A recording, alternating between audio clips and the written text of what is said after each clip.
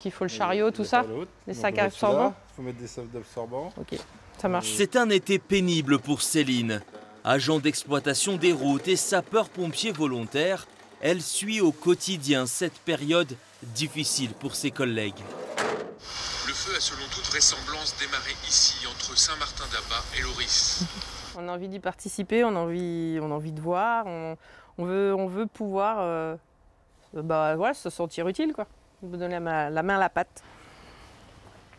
Salut Damien. Bonjour, 10 ans qu'elle passe régulièrement du jaune au rouge, un engagement qu'elle prend sur son temps personnel.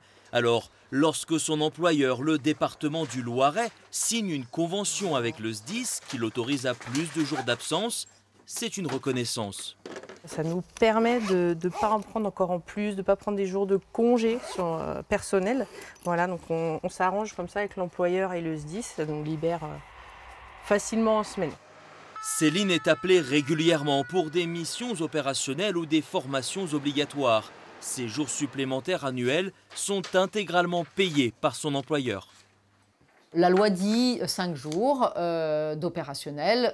Nous, on est allé plutôt vers 10-15 jours d'opérationnel en fonction des besoins et de la caractéristique du service. Parce que bien entendu, si par exemple c'est une infirmière, elle ne peut pas laisser en plan son service parce qu'il faut qu'elle parte en opérationnel. En France, près de 80% des sapeurs-pompiers sont des volontaires.